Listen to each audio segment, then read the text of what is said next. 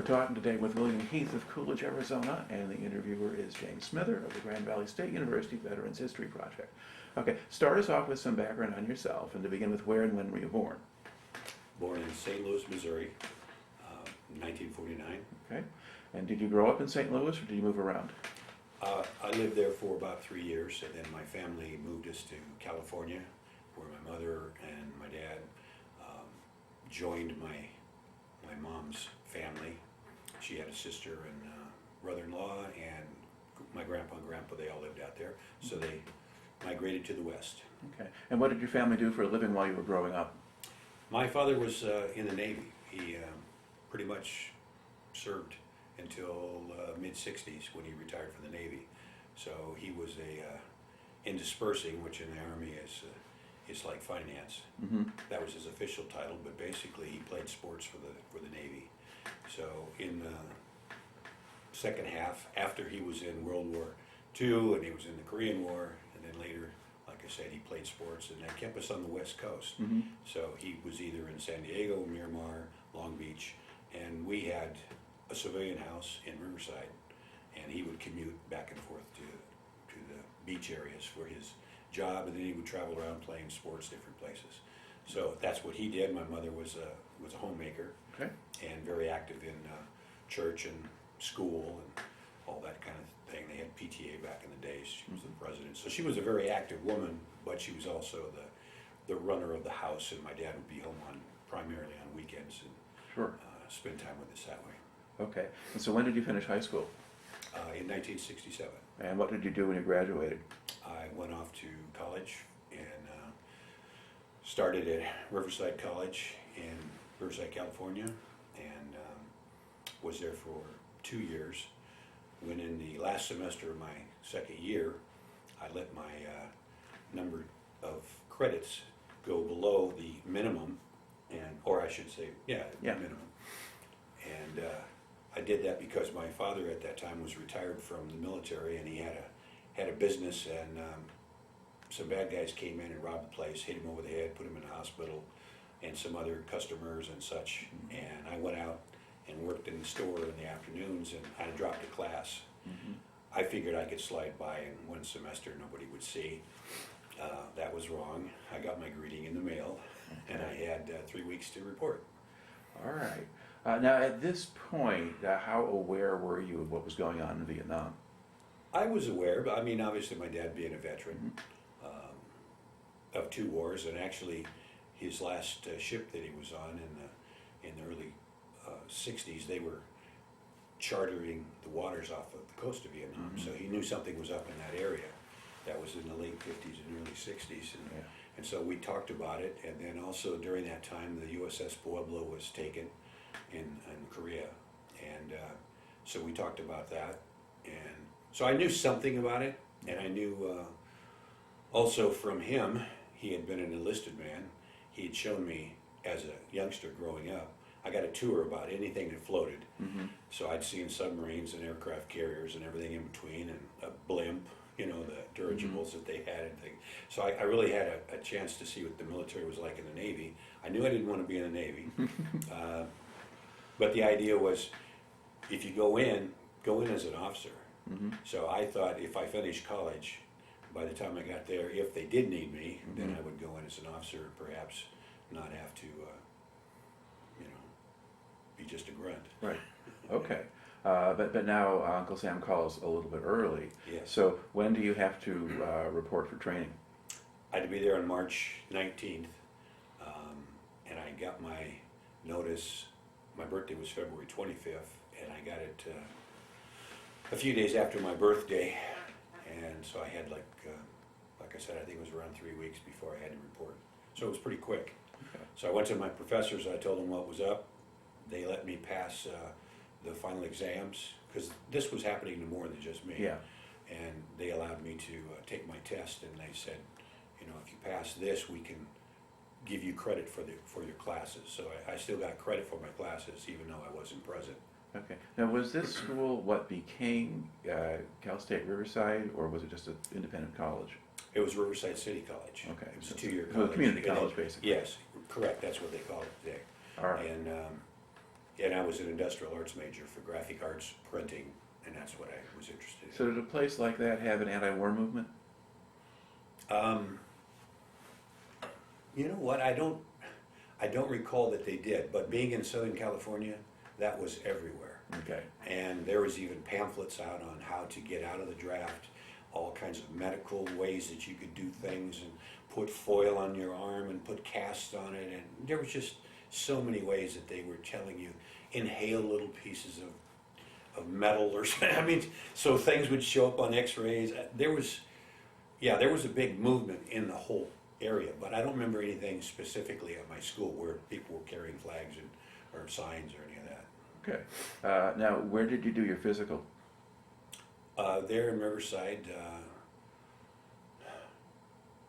I had been in Boy Scouts, and I had actually, I became an Eagle Scout, and the night that we were having an induction for the Eagle Scouts of Riverside that had become Eagles during that year, was the day I had to take my physical. So I got out of my physical, and we were, depending on what your future plans were, you had a sponsor. And so a man who was a prominent man in Riverside that owned a big printing firm was driving me from Riverside to Palm Springs for this big event. And so I had given him my dress-up clothes, my scouting stuff, and he picked me up from the physical, and I changed in his car while driving to Palm Springs for the Eagle thing. So I did both at the same time. It was Okay. kind of comical trying to change your clothes in the back seat of a stranger's car on the freeway. Okay. Now, when you were doing the physical, were there people there who were trying to take any of the advice of the anti-war people? Oh yeah. Sure. What kind of stuff did you see? Well, just people that were acting stupid or not answering questions truthfully, or just silly, or not wanting to talk. I mean, yeah, there was the obvious ones. Some guys were trying to say they had medical issues that perhaps they didn't, or exaggerated them. You know, just trying to get around it.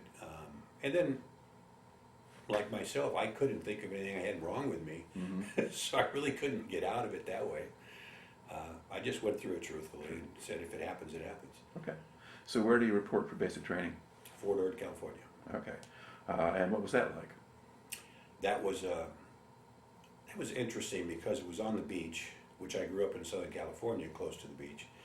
But that was a different kind of place. It seemed like Fort Ord was in a little armpit of the area where all the fog and the mist and the cold and Fort Ord was having a very bad case of spinal meningitis during that time. A lot of soldiers were getting ill, and so we couldn't sit in bleachers next to each other. You'd have to sit every other seat, and then on the next row you had to sit behind the empty seat.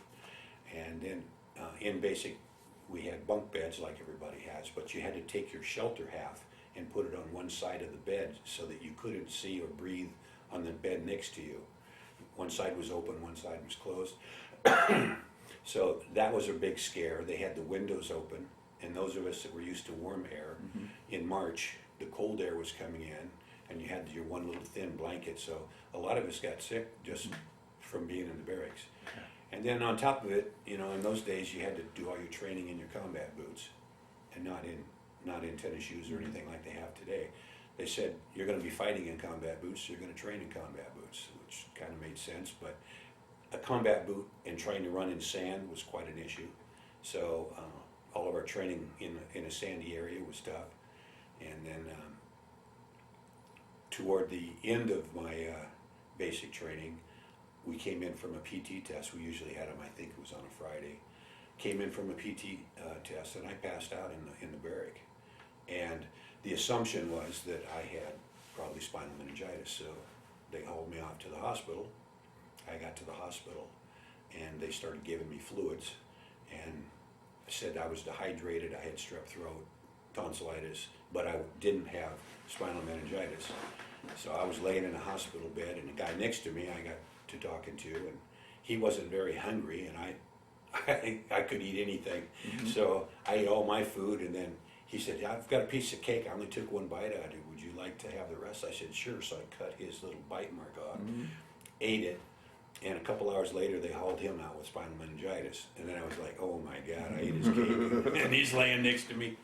But they used to have little dots would show up on your skin, and the doctor would circle the dots and then come back like an hour later and see if you had any more dots, and then circle those to see if that was one of the things. Or they would say, put your chin to your chest, and if it hurts your neck, perhaps you're getting it. So yeah, that was a tough time. That was a little bit of a scare, besides just the regular training. All right. So aside from like getting sick, I mean, how well did you do in basic training? Well, I went in on that Friday night sick, and I was there Saturday, and then Sunday, the doctor said, if you stay here any longer, they're going to recycle you. And I'm going like, no, I'm not doing this again. So I said, well, then I'm leaving. I'm checking myself out. So I checked myself out, and I walked back to the basic training area, and I got in there. I was still coughing and hacking and spitting, and, you know, but I was functioning. And I said, I'm not going to do this anymore. So I'm toward the end of my basic. So I continued on. They accepted me in, and then at the end of basic training, I didn't know that they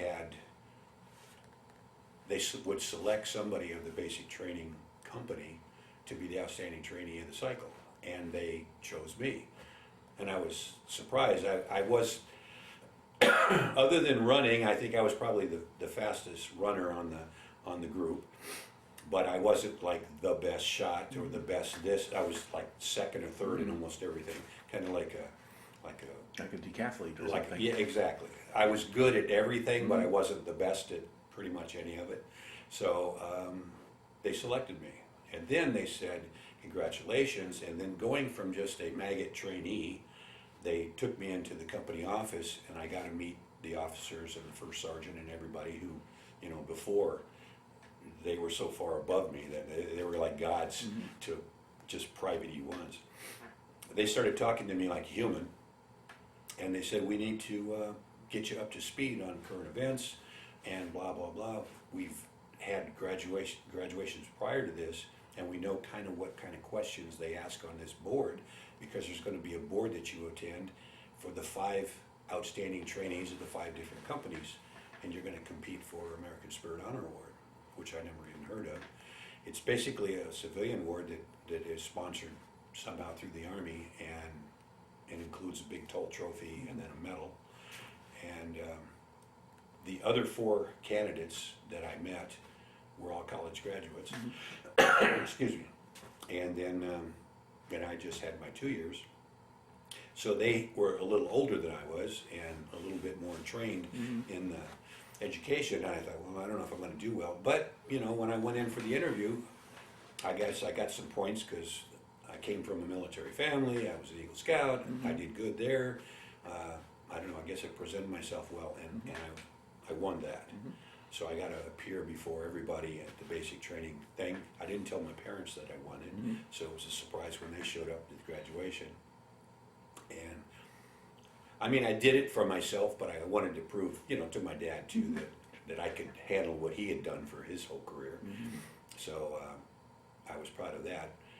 And then I came back, and thinking I had done all these good things for the military, and I had come to give them 2 letters of recommendation from my college professors as far as my experience in the graphic arts field. I figured that's an easy path into getting a job that I wanted in the Army. That was on my dream sheet, you know. So when they announced the MOSs, they said, congratulations, you're infantry.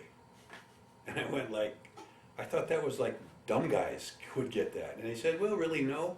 You know, you got to be smart to be in the infantry. There's a lot of this and that, blah, blah. Plus, I also figured out they were playing me a little bit, because at that time, being a draftee, if you didn't want to be in the infantry, you could sign up for another year or 2 and get the job you wanted. So they kind of held that over you, like, you know, you're smart enough that you may not want to do that job. And they played that with some fellas. And the military, it's pretty much whatever you write down, you're not going to get. So there was a guy there who was a truck driver that had gotten drafted, and he got a job at doing printing. And other people were getting, you know, just oddball things that is like, I don't even know what that is. So, then, I think it was either that same day or the next day, I got called in the office, and they had an officer that sat me down and said, look, you have the qualifications and everything that we would like, and we would like to offer you a chance to go to West Point, and we'll pick up the tab. And it's like, wow, that's really amazing, you know. I didn't even know that was available, so I was happy to hear that. And then I said, well, tell me a little bit about it. I said, you know, I've already done 2 years, blah, blah, blah. They said, well, none of that will really count. That's good, you know, good background for you, but what you'll have to do is, West Point's already begun, so you'll have a preparatory schooling of a year or some, I don't know, some given length of time. Then obviously the 4 years at West Point. And then you have an obligation of 4 years or so when you get out. And I started adding these things up, and I'm going like, wow, this is like a 10-year obligation. And it's March of '69, and Tet had just finished, and you know, all these things were going on in the world. I said, man, do I want to do this for 10 years? And I said, I have to talk, I want to talk to my parents about it. So, being that I had just turned 20 and a young guy, I said, I need to discuss it. So I did. I talked to them, and they kind of told me the pros and cons. And it was really up to me, because it was my future, what I wanted to do. And I said, I'm not going to take that. And I started kind of changing my mind a little bit. Even though I was doing well in the Army, I was thinking, they're kind of playing me a little bit on this deal. I know they're making me an offer, but it kind of feels like they're holding it over my head. You know, you're going to go to Vietnam and be a soldier and shoot people, or do you want to do this? And I just said, you know, I'm just going to go ahead and go forward. Okay. And so I ended up going into infantry. Okay. So they didn't offer you a middle ground someplace? They did. They okay. said OCS. Yeah. Well, how about if you just go to OCS, and this is another just a year? And I kind of thought about that, and then by that time I was starting to just get a little bit ticked off about the whole thing, and being young and stupid. I mean, I look back on it today. It was a fabulous offer in hindsight. I probably would have missed Vietnam. I mean, Yeah. I might have got out in '74 or whatever. Oh yeah, at the yeah, end. you're gonna miss Vietnam. Yeah, but then in the military, you want to be in, especially if you're a West Point grad, you want something going on in the world in order to get rank. So if everything's peaceful, there's not a lot of slots for upward movement. Yeah. So you end up being at the bottom of the officer pile. And I'm already at the bottom of the enlisted pile, so, you know, I'll be out in a year or so. Yeah. So anyway, I turned that down, and they said, well, then you should go to NCO school and become a shake and bake. And I said, okay, what's that entail? And then they told me. And then I said, I'll do that. Okay. And they said, okay, if you want to do that, instead of being 11 Bravo, we can make you 11, what was it now, 11 Foxtrot or something, which was military intelligence, which was basically LERP training and that kind of thing. So I agreed to that, but I had to go to infantry school first. Okay. So you do advanced individual training for infantry, and then you would go to the non-commissioned officers. So Fort Ord had infantry training, so Okay. I was off for the weekend, and then I started training the following Monday for infantry at Fort Ord. Didn't move anywhere. Okay. So I went through all of that. Now, how did the training in AIT differ from the basic? Well, it's just more in depth. As the word basic is, it's just teaching you how to march and carry weapons and first aid and land nav and that type of thing, so that you get a basic idea. And most all of that kind of stuff I had already learned from my experience, because like I said, being an Eagle Scout, Yeah. we did all that. And then my dad used to be able to check out weapons at the military base, and we'd go out and shoot the M1 and some of the weapons of the day. So I had shot weapons before and all. So setting up tents, whatever. That was all easy stuff. So when I got into AIT for infantry, then it was more, you didn't have the M14 anymore, which was basic. Now they gave you the M16. So then we had to train on a new weapon and how to clean it and maintain it. And then getting into the M60s and the bigger weapons and the law. And so you're getting more in depth into what the military calls you to need in an infantry setting. However, they didn't really teach you a lot specifically about Vietnam. They gave you generic things about booby traps and what to look for in the military. Because once you got in country, depending on where you were on the land, if you were down in the deltas or mid, you might deal more with homemade type booby traps or VC type individuals. But as it turned out, I was at the top of the area where the NVA were, so they really didn't use much homemade stuff. It was all mechanical and Soviet made or wherever. Okay. But So they just gave you the generic version and figured you'd learn the rest when you got there, mhm. assuming you went there. Oh yeah. So yeah, it was more about weaponry, about escape and evasion, more into land nav, just a lot more detailed from basic. Okay. And then I went to Fort Benning, Georgia, for NCO school. All right. And how long was the NCO school? It was, gosh, how long was it now? Because what I did is I hate to say this, but I kind of played the military on that deal. I found out some information about early outs and how you could spend time in the country, or in the United States, to get up to 7 months time in, and then by the time you got to Vietnam and spent a year, you could get out of the Army and not have to spend 24 months. Yep. So I stayed in my unit there at the NCO Academy. And it was the same training as the officers. The officers just stay longer because they do more admin and some other training that they do. I don't know, maybe it's a month longer for them, but it was basically the same thing that you had to go through. Okay. But I don't remember exactly the Okay. length of time. All right. Okay. So when did you get to Fort Benning? In summer of '69. Okay. Now, as you're going through the phases of training, did you have any opportunity to find out what had been happening in Vietnam, or were you just focused on your own stuff? No, you pretty much focused on your own, and you didn't have a lot of, I mean, especially in basic training, you were locked in, you couldn't even leave the area. So you had no outside influence at all. AIT, myself and one other guy out of my AIT group, we maxed the PT test and we got a weekend off. There's only 2 of us that made it. That was another carrot that they'd angled for us, was if you could get a 500 on your PT test, we'll give you the weekend off. We didn't believe it, but we strived for it. And I remember when I finished it and I ran over to the top sergeant, I said, "Here's my card, I got 500. And he went like, "We'll see." Like, oh man. But the 2 of us got off for the weekend, and we went to San Francisco and just partied for the weekend and came back. And then during that time by the way, in AIT is when they landed on the moon.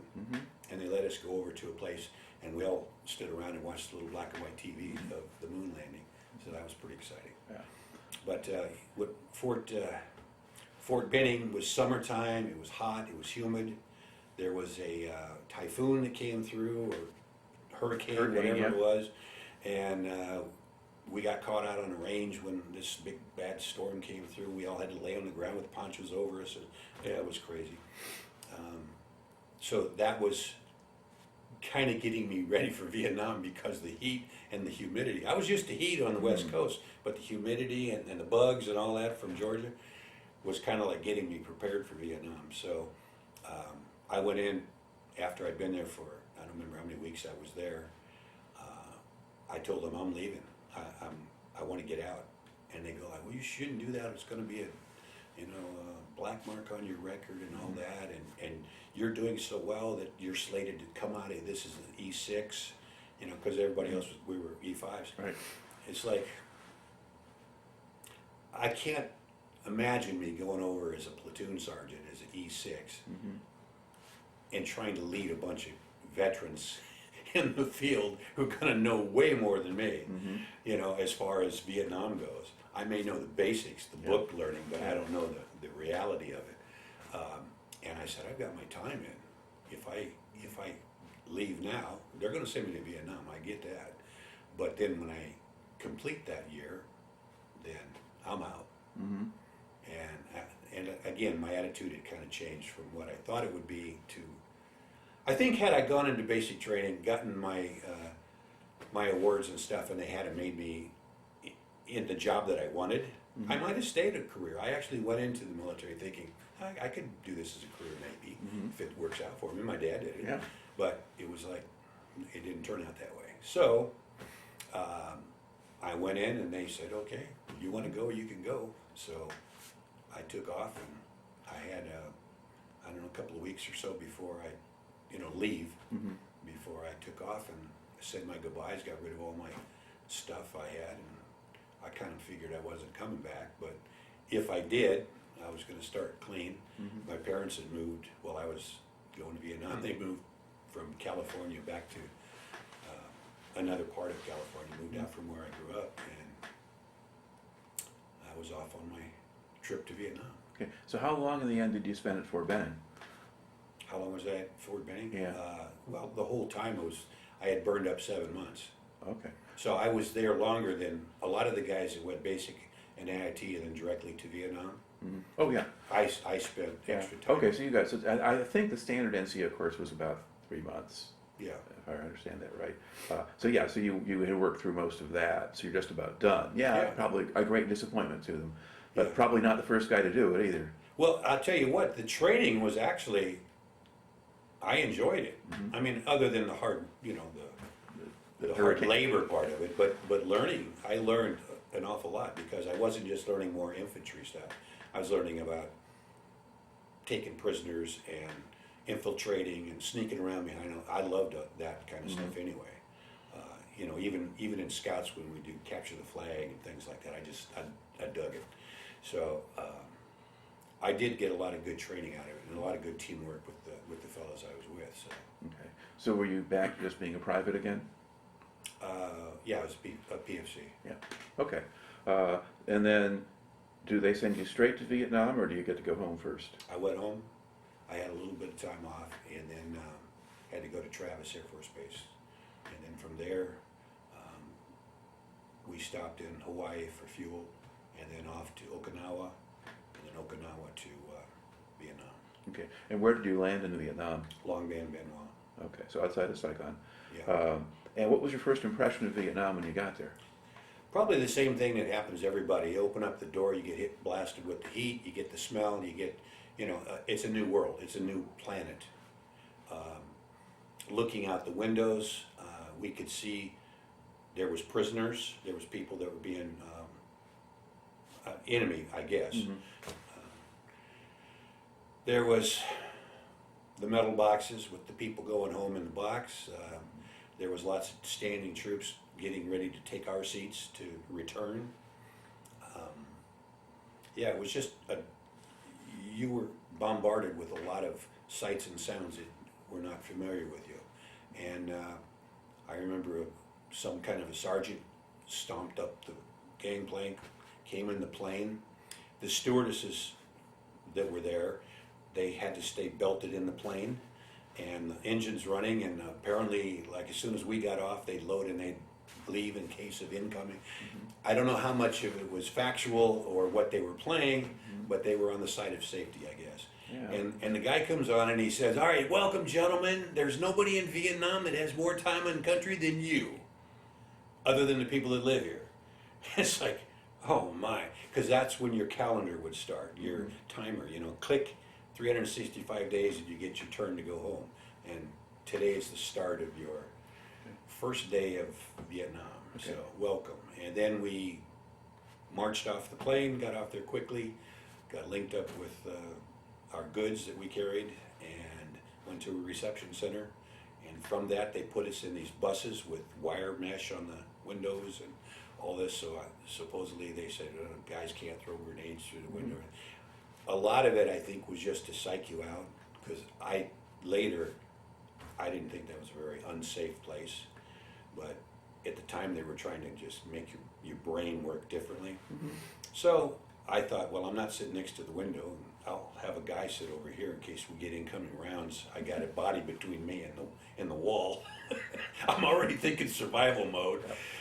But we went off to the reception place, and they had us stay there for about, I think I was there around 10 days on bunker duty, which you sat in a bunker at night and looked out at the city, and I was like, what are we doing here? I don't even know that we had any ammunition or anything. They were giving us something to do Right. while they were assigning people and then sending them off and so forth. And then the rumors in the area of all these hundreds of guys, don't go to the 101st Airborne, because that's where seems like a lot of stuff's happening and all that. So as people would get their orders, they, right away, where did I go, So I waited, and finally they called out my name. They gave me a envelope with paperwork in it, and they said, you're going to go to the 101st Airborne in Way. And I went like, oh man, that's where they said not to go. So I went outside, and they had a big map of South Vietnam, and they had all the cities listed and everything up there. And I'm looking for Way. And I started at the bottom, thinking, the further down the map, the safer it probably is, versus the top. So I'm looking, I can't find Way anywhere. I looked the whole time. So I finally asked a guy, I said, where's this place called Way? Because I'm looking for W-A-Y. Yeah. And he goes, oh, it's up there, H-U-E. And I said, well, isn't that Hugh? No, that's Way. Okay, all right, so that's where I'm going, way up there? Oh, geez. So they took people, and they went off in different directions. So there was a pile of us guys that all had these orders, and they had us over to the side. And honestly, I don't remember how many there were. They were just a bunch of guys. And they said, gentlemen, you're all going up to 101st, blah, blah, blah. We have a program that you might be interested in, and it's called Kit Carson Scout Program. Oh, well, that sounds kind of cool. What's Kit Carson? He's a guy that was kind of cool. What is that? Oh, it's a program where we take an enemy soldier, and he has given up and come over to our side, and we pair them up with an individual, one of you, and then you go through a little language courses together to learn some Vietnamese. They learn a little English, and you guys become a pair, and then when you get to where you're going, there you go. But we need, I think it was like 5 of us. We need 5 volunteers. For some dumbass reason, I decided, well, that sounds kind of cool. If I have to go off to some kind of training, that's maybe 5 to a week, maybe a couple of weeks that I'm not in the field. I'm thinking of ticking these days off, right? So I thought, well, that sounds kind of nice. So, put my hand up, okay, come up. So these 5 idiots, 4 and me, we walk up, we get this guy, this Vietnamese guy named Thanh Yu was his name, T-R-A-N-D-U. And Thanh Yu and I are paired off, and they said, now, all of the paperwork that you currently have, we're going to take that back, and then we're going to issue you new paperwork so you can go off on your training with him and go forward. I said, okay, great. So then the masses leave. They get on buses, trucks, whatever, they're gone. So the 5 of us are standing around talking, hey, where you from? California, this, blah, blah. And what do you think of these guys? It's like, I don't know. They're all little guys, and, I was kind of big. I'm 6'2", and he's probably like 5 feet tall. So it's like a little brother. But anyway, we're standing there talking, and one of the guys says, well, look at your orders, see where you were going to go. So everybody pulls out their orders, and they're looking at them, which are now void. And I'm looking at it, and it says 11 Bravo, me, blah, blah, blah. And then it says duty MOS, 93 Echo. And I said, wait, what, 93 Echo? Now, 11 is infantry. Yeah. And I know the bigger the number gets, usually the further away you are from the action. I said, 90? Holy crud, that's got to be a pretty good job, right? So I'm thinking, what did I just do? I just volunteered to go into the bush with the enemy soldier, former enemy soldier, and I could be doing a 93 Echo. What is that? So the 5 of us then were taken over to this office room, and we go in, and there's a bunch of clerks in there. And I asked this clerk, I said, hey, what's a 93 Echo? And he goes like, I don't know, I have to look that one up. So he got out his MOS book, and he goes, that's an illustrator and a printer. I said, what? He said, man, you got a great job. And I said, wait a minute. He said, yeah, you're going to go to Camp Eagle. It's the headquarters. It's great. You're going to have, you're taken care of. I said, but I just volunteered for this dude, And he goes like, well, you're kind of screwed now. And I said, well, how can we make this change? You know, it's just starting. Maybe I could take that job. And he goes like, no. He said, you know what you can do though? He says, go to that school, do your thing with him. Then when you get to Eagle, because you're going to go there anyway, just kind of report in with those orders. Just keep them. And I kind of bought it. I couldn't see a way out of it. So I did my thing with the language school and got to learn a little Vietnamese. And between him learning a little bit English, and when you're totally immersed in somebody else's language, you just go like, watch. And then they go, well, yeah, whatever their word is. And you start going back and forth until you can get some kind of dialogue. And then they gave us a little book that, I had it phonetically, the way to say it in Vietnamese, and then the way it's written in Vietnamese and English and so forth. So we had all those little special forces books and stuff. So I bought into it, got up to Eagle eventually, went in, showed them my records. They said, we already filled that slot, sorry. You don't get the 93 Echo job. So I had to go to Alpha Company, 2nd 506, Infantry with my Kit Carson Scout. All right. Now, what did your training with the Scout actually consist of? Was it just learning each other's language at that point? Or? Yeah, it was, the idea was that this is what they told you. If he gets sick, you go to the hospital with him, because they don't want any mix-up as to, is he enemy, is he civilian, is he South Vietnamese Army? So you have to be like their guardian, as long as you're dealing with the Americans. So anything he does, you're supposed to do it. If he gets wounded, you come out of the field with him. If I get wounded, he was supposed to come with me. It was a teamwork deal the whole way. So as far as, I don't recall if we did anything like with weapons, or it's primarily learning the history of their culture, customs, language, and then just being familiar with one another. Right. I think it was mainly that, Okay. which was pretty intense. And how long did you spend doing that? Truthfully, I don't remember how long that was. I don't remember if it was like 2 weeks, 3 weeks, or it was some kind of time that we had to go through. Okay. I honestly don't remember that. And did you do that down near Saigon, or did you do that up at Camp Eagle? We did it, I think we did it down there. Man, that's kind of escaped me over 50 years ago. I don't think it was at Eagle. I think we did it down there and then went up to Eagle. Yeah, okay. And then, so when roughly did you arrive at Camp Eagle then? Well, we flew up there, and from there they just shipped us to Alpha Company. I don't know if we spent the night there. We didn't do much at Camp Eagle, because Camp Eagle when I got there at that time in October of '69. The 101st Airborne was moving from down around that Long Binh, Benoit area. They were moving the headquarters to Eagle, so I think it was all in transition. Right. It wasn't established. Later on, that's where everybody was. So it was in October of '69, basically. October, no, well, yeah, probably October, because I think I got to Alpha Company like right in the beginning of November. November? Okay. All right. And where was Alpha Company when you joined them? They were in the field at the time. The company was in the field. There was 2 or 3 guys that had come back recovered from some kind of wounds. I think there was a few new guys. There was one guy that came in same time I did, who was a newbie like I was, which we got to be friends. And we didn't have an address the whole time we're there. And until you get your final destination, then you get your address. So you couldn't receive any kind of a mail back and forth. Right.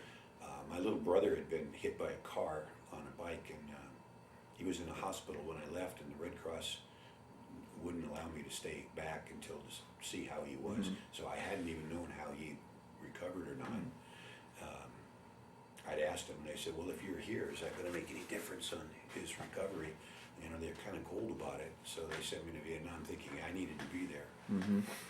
So I made an address, we sent it home, and then at some point, we got a stack of mail from our loved Right. ones, our girlfriends.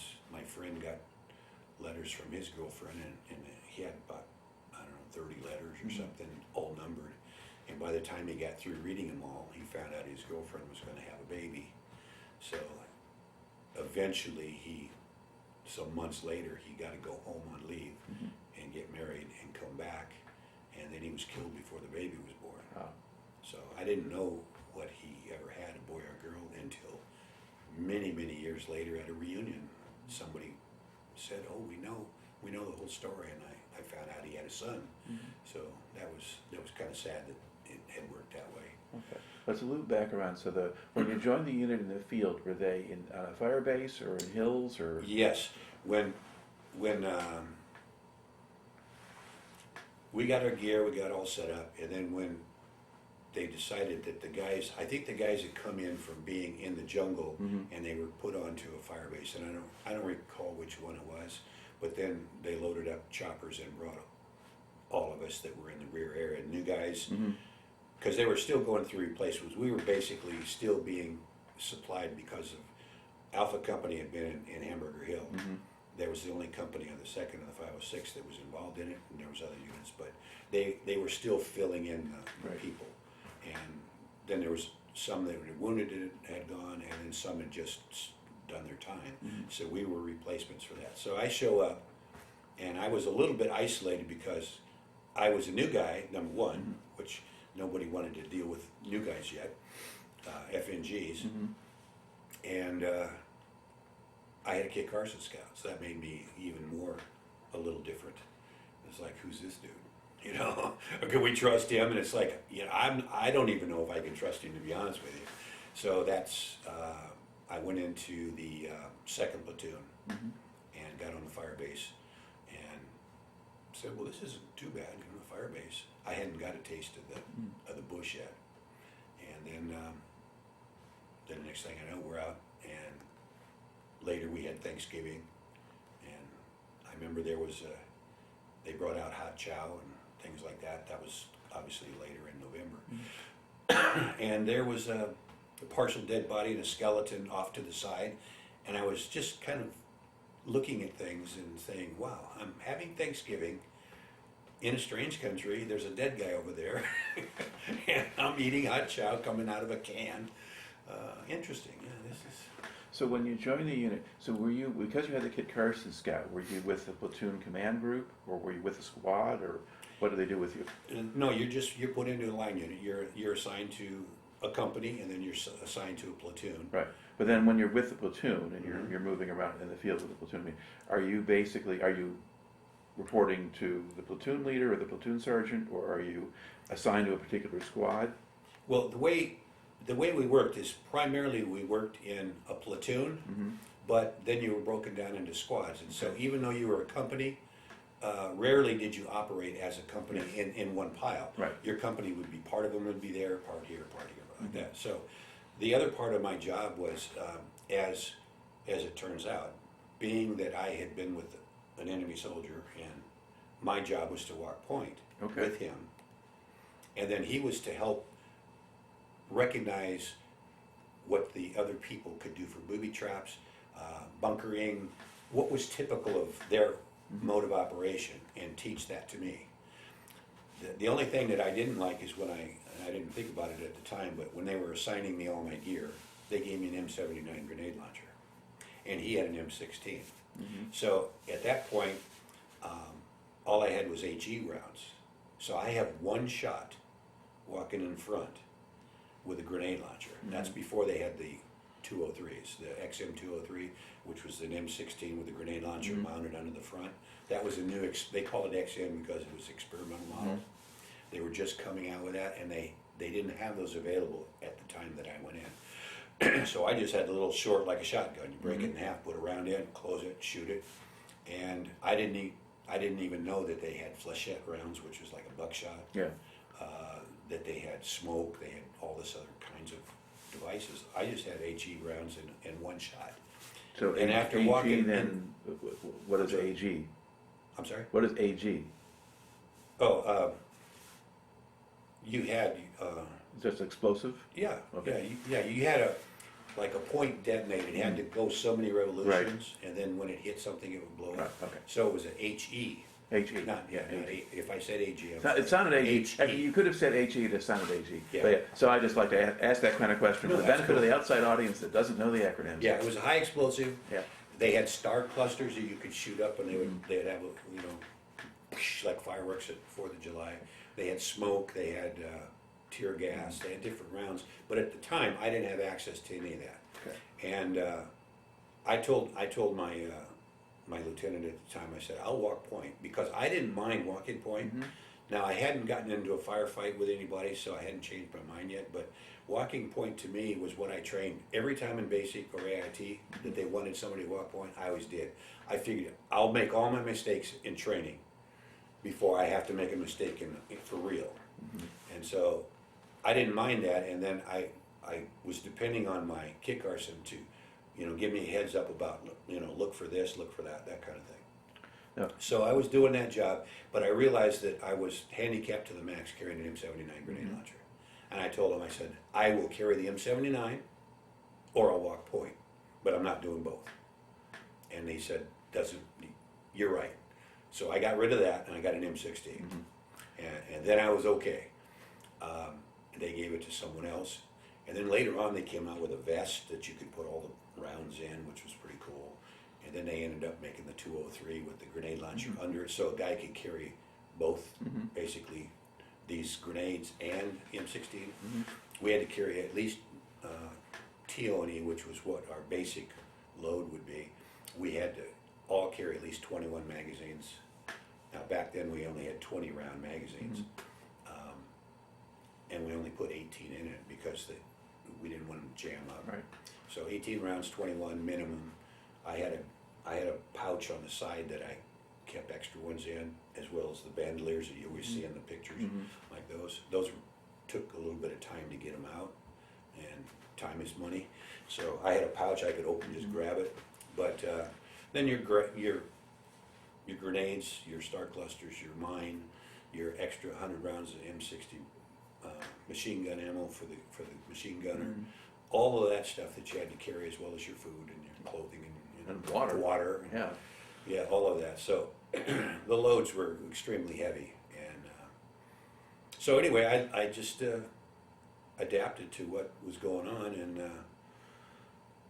we just walked through the jungle looking for things. I didn't have to do it every single day. They did give me a break on that, but I told them I'll either walk slack all the way in the back, or I'll walk up front, but I don't want to be in the middle. Because I recognized, and I told the lieutenant, I said, you can't be carrying your map in your pocket here and pulling out, because that's going to give you away. They always had maps and they had plastic over them, and then they're shiny, and you'd have to be ignorant not to figure out who the leader was in the group. And he'd always either be in front or behind the guy with the radio. So the enemy's going to try to shoot people in the middle, kill the officer, kill the radio, and then, it's more to their advantage to just split us up and all. So I said, I'll be in the back or the front, and I have a better chance.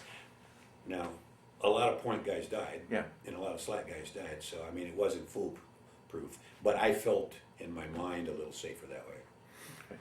Now, at this stage, so you're kind of October, November, December, kind of the end, like November, December, basically, right? When you're first weeks when you're out in the field. First of all, did the Kit Carson Scout work effectively? Did he actually spot things and help you? Yes. Okay. Yes, time later, people said, well, how could you trust him? And it's like you just had a feeling. Now, he had an American uniform. He obviously didn't look like us, but we had people in our Americans that looked similar to Vietnamese.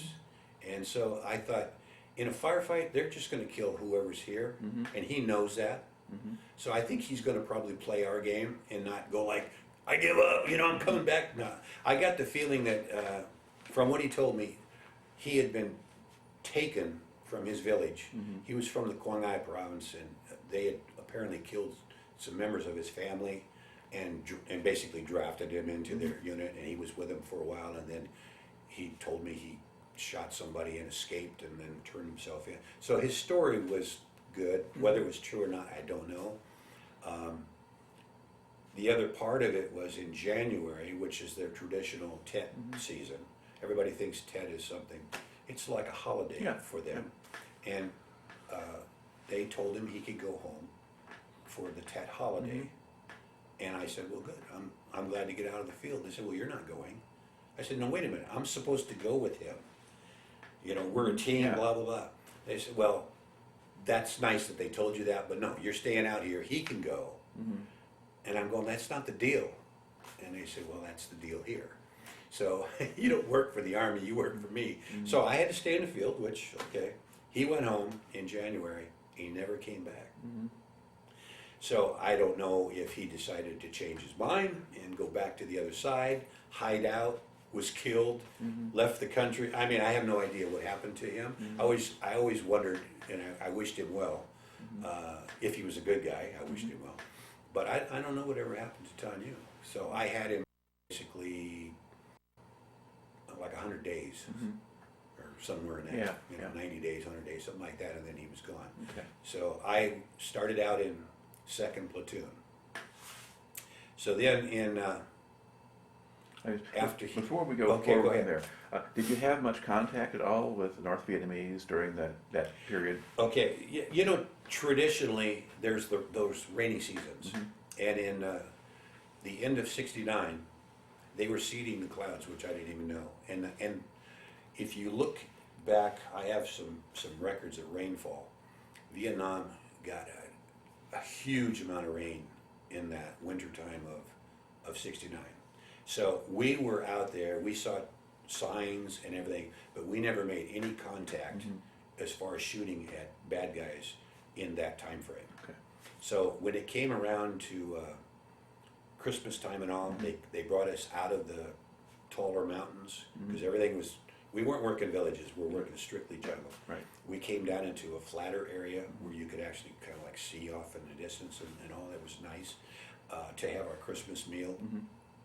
And then after that, they said our mission was going to go to build a fire base called Fire Base Jack, just outside of Camp Evans. You actually could drive from there, and that was kind of cool, the road.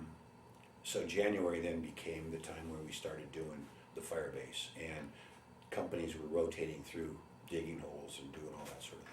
And then they would periodically take us off the fire base, throw us out somewhere, we'd walk around looking for bad guys. And basically, they used us as bait for the enemy. They just said, you guys, because we were always outnumbered, and you're in a jungle, so you're always surrounded, and you just go out and you look until you find somebody, and you run into them, and you have a fight, and then you call in artillery and gunships, and try to kill as many of them as you can, get out, and go do it tomorrow. Yeah. So, That's basically the traditional search and destroy approach. yeah. Go out and find them. Now, in that period then, so it's like January, February when you're there, around there? Yeah, well, yeah, Firebase Jack was January, Okay. and what happened was during that November, December, January timeframe, we weren't losing anybody. Yeah. Nobody was being wounded or killed, and so our numbers started to swell from being Alpha Company being not fully strength. Typically, just so people know, typically a company has around 120 people. That's what they normally said was a full load of folks. And you'd have 4 platoons, and then you'd have your headquarters group. And we never got 120, but when we got up into probably 100 or more, they decided to start a 4th platoon. So they said, okay, well, who wants to go to 4th platoon? And I had a bunch of friends, and we just said, well, we'll go. So we started a 4th platoon. So now I wasn't in 2nd platoon anymore. I was with a bunch of guys in 4th. So we had 1, 2, 3, and 4. Well, while I was in 4th platoon, they said, we would like to set up a group of what we call LZ cutters. So what you'll do is we'll fly you out, you rappel in, and you'll have chainsaws and axes and C4, dynamite, all that, and you'll make a landing zone for different groups. It's like, shh, put me in. So I became 4th platoon LZ cutters. We got a nice little ball cap with a little thing on it saying LZ, Alpha Company LZ Cutters, which I still have somewhere. And that's what we were doing. So while we're doing that, going back to our platoon, boom, boom, still everything's pretty calm. Rolls into February. So we get the call to go out with 3rd Platoon and to cut an LZ with them. So, okay. So we fly out, we join up with them, get on an LZ, and it's starting to rain. We walk off the LZ, we go into the jungle, and we set up in a place that apparently soldiers from previous time had been there, and it was a nasty place. It smelled bad, it looked bad, there'd been fighting there previously, and we stayed there that night, and it was just raining nasty and all that. And we found a boot, a GI boot with a skeleton foot in it, that somebody lost a foot there, and we figured there were probably dead bodies buried or something, because it just didn't smell good and it didn't look good. And I found a roll of film, but it was soaked in water, so I knew I could never develop it, but I was thinking, wow, if I could develop that, I might be able to tell when and who was here, assuming that it had been used up. But yeah, that was a nasty place, and we spent the night, and for some reason, because of the weather, I think, they decided to spend the night there again. And normally we never spent the night in the same place twice. That very next morning at first light, we got hit. And they RPG'd us, and they mortared us. And we had just sent a RIF, which is a recon in force, a group of guys out. And I think there was 7 guys that took off. And again, we're just the LZ Cutters with 3rd Platoon. Yeah. They took off, RPG came in, killed 1 guy, wounded 5 guys, and then a mortar came in where we were, and it killed the platoon sergeant. And his name was Harry Pompella. And anyway, Pompella was killed there, and he was the first person that I saw dead. I got over to him. He had a small shrapnel wound in the back of his head here. Didn't really look damaged, but he was gone. And the other guy had been hit with the RPG, and he was pretty well banged up. And the other guys were all bleeding and whatever. So fired back at the enemy, and then they split. There was a small group that snuck up, did their thing, took off, called in the ARA, which is the helicopter Cobras. They fired up the area. They gave us credit for a kill or two, but we didn't really get them. I think they did. And anyway, it shook us up, and it made the reality we weren't camping anymore. We're actually in a war, and it was horrible to see all that. But we got our wounded out and bagged up the 2 guys, and then they left. And then they said, well, you guys on the ILZ team, you're going to just be part of 3rd Platoon now. We'll just leave you there. And so we became part of, so now I've been in 2nd, now I was in 4th, and now I'm in 3rd, as well as LZs. So I was moving around through the company, meeting a lot of different people in my company. And so we stayed with 3rd Platoon, and we had Lieutenant Knoll was our lieutenant at the time.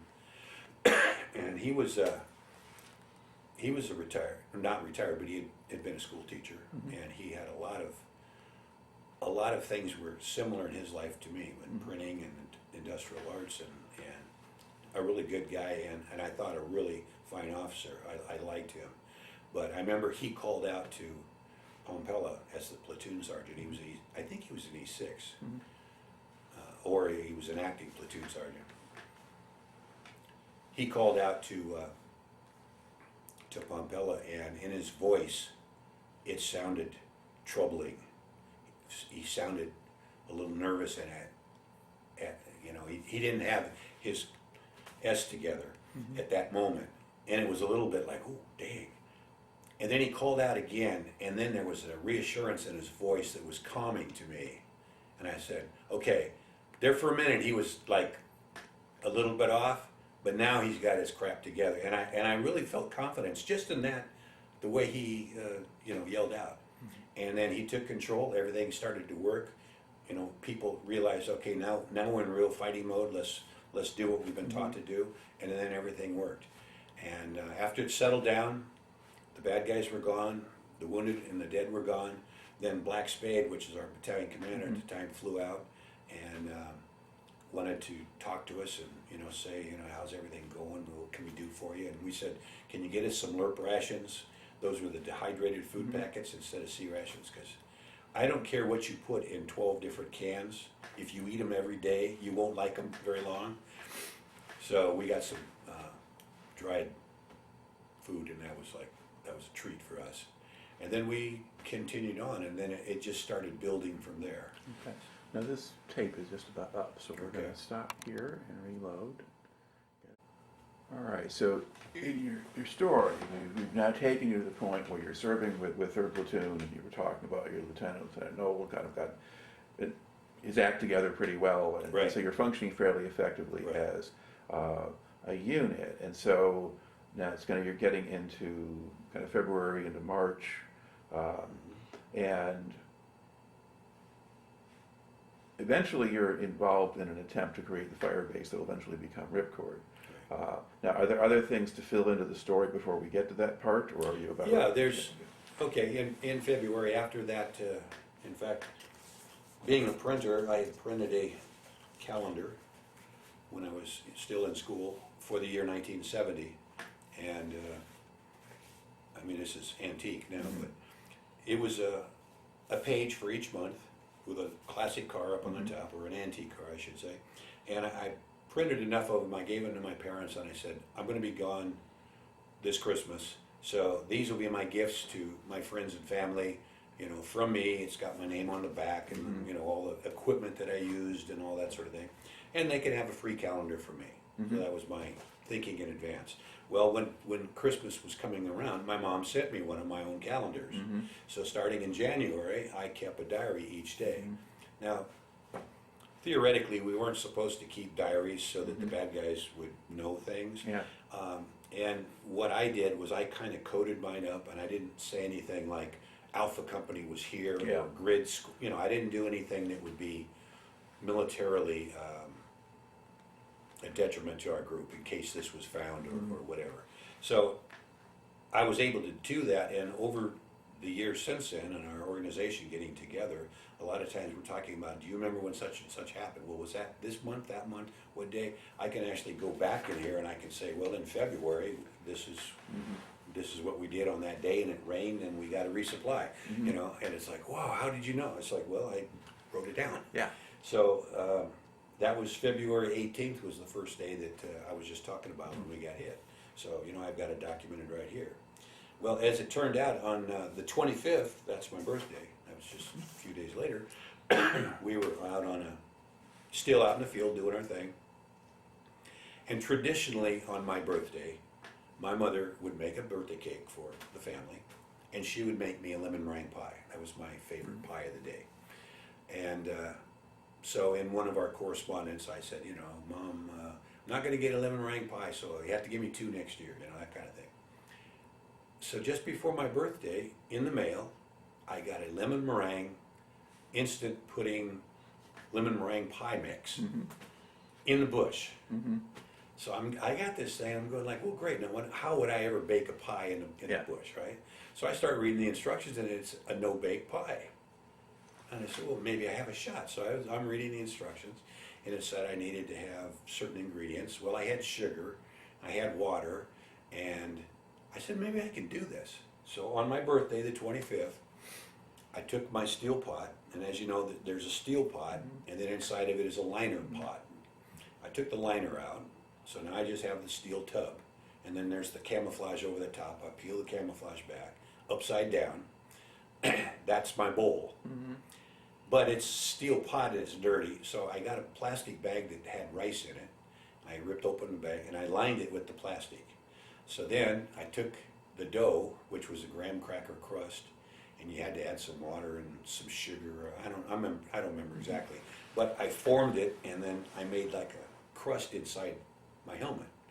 Okay, and I sat it aside, and then I borrowed a canteen cup and my canteen cup, and I took the yellow, half the lemon in here, half the lemon in there, and put the water, heated it up over my heat tabs, and after it got all heated and everything, I poured it into my helmet. And then I took a canteen cup for the meringue. Well, all we have in the field is a plastic spoon. You don't have an egg beater or anything like that, right? So I put that in and what, and I'm sitting there trying to beat it to make it become foamy, right? Well, it didn't work too well, but I said, screw it. So I touched it, and the lemon was now starting to gel and become firm. So I took it and I poured it on top, and I let it sit there under a big tree in the jungle while we were doing nothing. And Lieutenant Old comes by and he goes, hey, I need to have you go on a riff out over here. We got to do it. I said, okay. And he goes like, what are you doing, shaving? Because it looked like, Yeah. you know. I said, no, I made a pie. I said, it's my birthday today, so I made a pie. And he goes like, yeah, right. I said, no, really, sir, it's a pie. And he goes, no, I'm not buying that. So I took my spoon out and I took a bite. And I wouldn't be eating soap, right? So I said, it's really a pie. And he goes, all right, I'll try it. Well, all of us grunts, we carried a spoon in our pocket at all times. You pull it out, and the way you clean it is you just wipe it off, you know, and you'd eat. So he takes a bite, and pretty soon he's going like, well, that really is a pie. So my guys started coming around, everybody's taking a spoonful of my pie. So anyway, he says, well, since it's your birthday and all, you know, I'll get somebody else to go on your riff. I said, oh, good, all right. So he did, and the group took off, and they got down a ways in the jungle someplace, and Sergeant Furlong hit a boob job. And apparently he didn't dive out of the way or something. I don't know exactly what happened, but the thing blew up. I guess it was a grenade or something of that nature. He got wounded real bad. He had appeared like a hole through his hand, and his leg was broken and was over here, and he had sunken chest wound. I mean, he had a lot of damage. And when we tried to get over to him, then we were getting sniper fire and stuff from some trail watchers. And eventually they went away. We got him. Helicopter came out, and there was, I think from what I remember, that there was a surgeon or a doctor or somebody with some skills. Maybe it was just a corpsman, I don't know. But the medevac that came in worked on him, got him out of the jungle. And he survived, and I think he spent 7 months in the hospital or something. We heard some letters and stuff in the past. And I always felt bad about that. It was my freaking birthday, and I made a pie, and everything was happy and joyful, and I was supposed to go do a job, and he got hurt. And I'm thinking, well, would I have done the same thing? Would I have seen it? You know, maybe I had a little more experience at it, or maybe I just would have been luckier, or maybe I would have been killed. I mean, you don't know. But I always felt, wow, that's just bad luck on his part and mine, because I had to carry that around for a long time, that he got hurt, and I was eating a pie. You know what I mean? So those are the kind of things that we carry with us for a long time. Sure. But February, we continued doing our thing, and as February was ending, then March was coming up.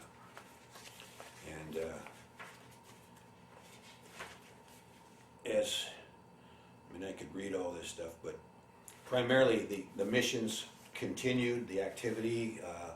Other units were finding things. There was fighting going on in different places, not necessarily us every day, but other parts of the company or other, you know, Bravo or Charlie or Delta. People were running into things. And the enemy was out there looking, and they were building up strength. And it becomes the fighting season then. When the rain isn't as bad as it had been, you can travel through the jungle instead of sloshing through mud and everything. The terrain is horrible. All the mountains are like this. So everything has a sticker on it or a thorn.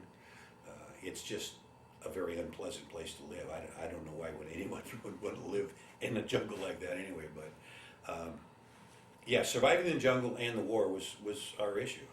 And if we weren't fighting the bad guys, we were fighting the weather and the bugs and the snakes and everything else that was associated with the jungle. So the mission got to be we're gonna go back into Aisha Valley. We're gonna go seek out the enemy where they live, and we're gonna establish another fire base. So they said, okay, Alpha Company, you're gonna go in first, and we're gonna send you off onto a mountaintop. You're gonna land there, or actually, from what I was told, we were going to land around it and then make a sweep up, make sure there was no bad guys, or engage them if there was, and then establish this fire base. Well, the mountains were very tall, up by the South China Sea and up close to North Vietnam. This was an area that had a lot of wind and all because of the height of the terrain. And apparently everybody got airborne.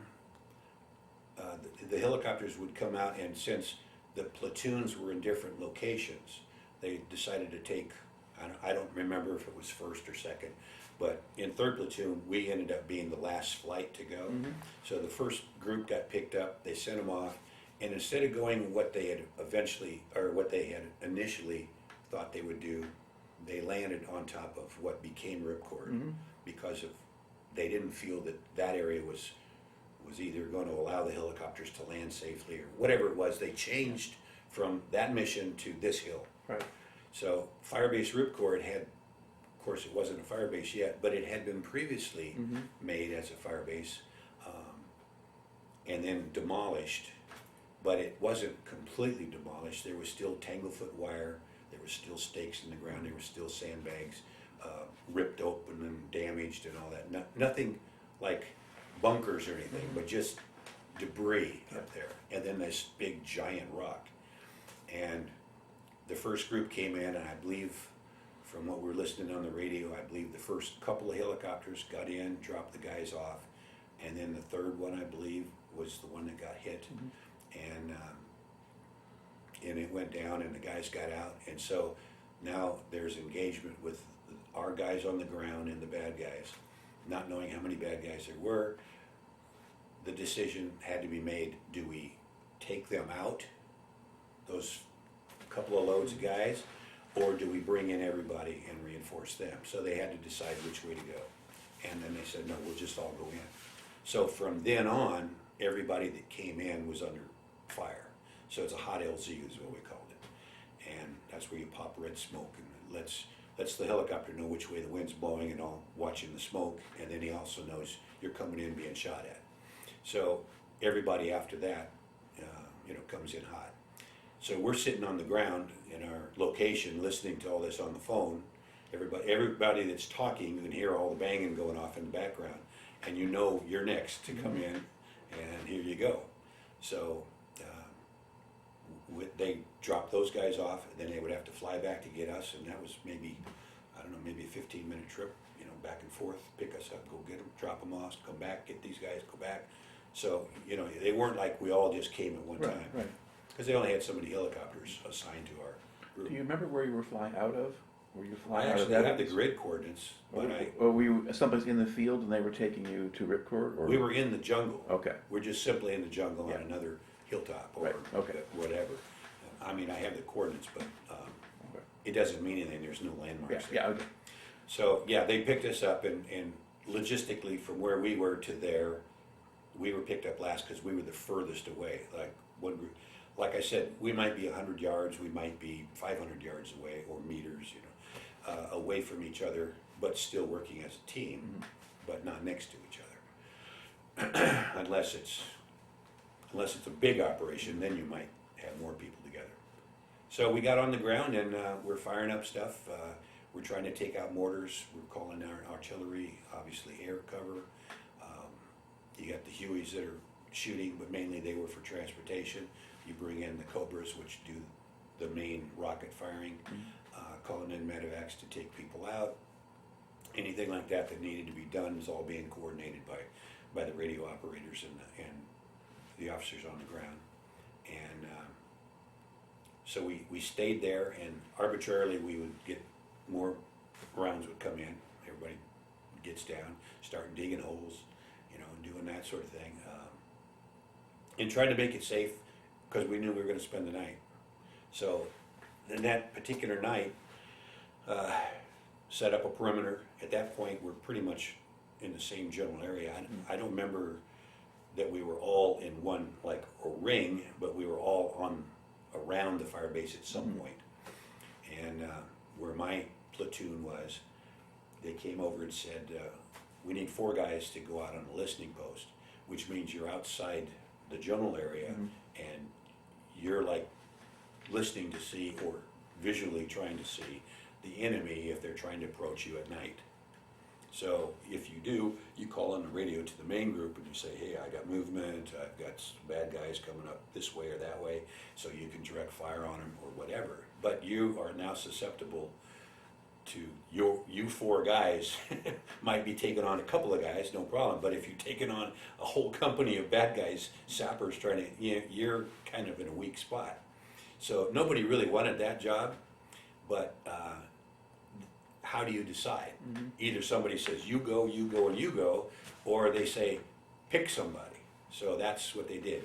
We said, well, we'll draw cards, we'll cut cards. You know, whoever has the low card, you have to go. So I hated doing that. I was good at cards. I used to play rummy and make some money. But cutting cards, I don't know why, I just never was good at that. So I said, I don't want to cut cards because I'm terrible. They said, well, there's no other way, fair way. I said, okay. They said, you can cut first. So I cut. I got a jack. It's like, yeah.